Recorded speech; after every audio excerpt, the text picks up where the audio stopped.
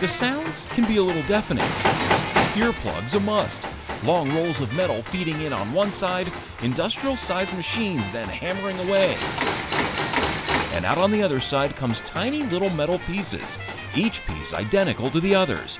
It's all part of the fabrication process, cutting, bending, and assembling. We've grown 400% in sales. We're a very complicated little company. What this particular machine is cranking out are the interior components of a pen, nibs as they call them. You know, we make various styles of pen nibs for engineering, cartooning, drawing, calligraphy, illustration. It's all happening inside this nondescript building just off I-40 in Statesville. The company is Speedball Art. The main foundation of our success is our people. They are extremely gritty, extremely tough.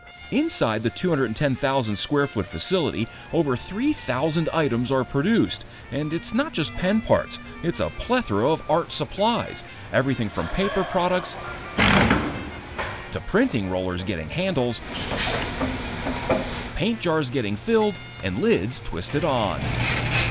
All our inks and paints we make ourselves.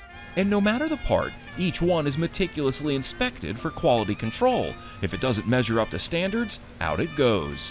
Inspecting these pens just to make sure that the slit is straight up the middle and that when the pen is flexed and I let go of it, it closes back tightly so that the ink does not seep through. And you can look at every one of them through an eye loop and they're perfect right down the middle. What's perhaps most amazing is some of the machines in use, like the ones you see here, date back nearly 100 years to the 1930s. I have a few that are 1938.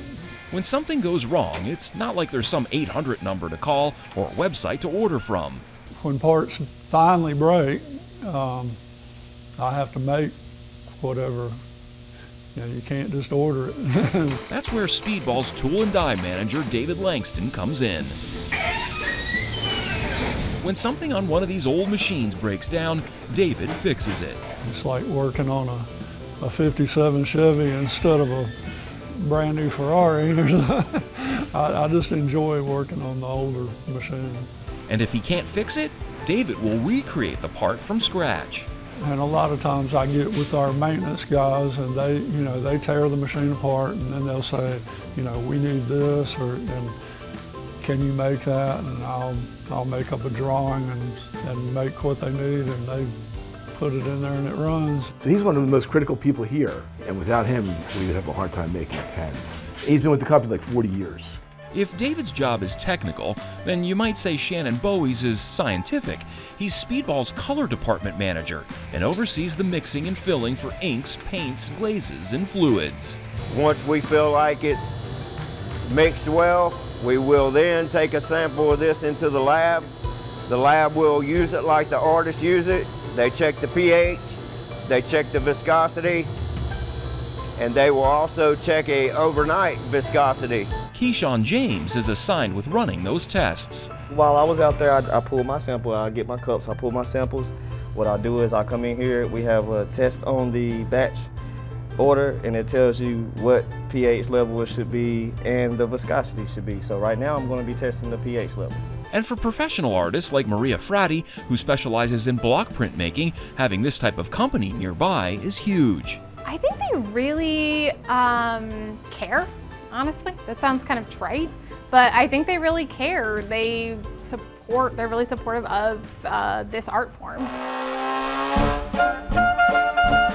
Speedball Art's roots can be traced all the way back to, get this, 1899, long before the days when pens were equipped with ink cartridges. It's called the Speedball pen because it held twice as much ink as any pen nib at that time. So you could write faster and then dip less. Okay, so everybody basically used dip pens at that time. It originated in Camden, New Jersey as the Hunt Pen Company, cranking out nearly 45,000 pens a day. I don't know how they survived particularly, except I would assume they had grit, just like we do. And then they made an acquisition of the Boston Pencil Sharpener Company. From those pen nibs, they became a $350 million company. In 1957, Speedball left New Jersey, moving to its new home in Statesville.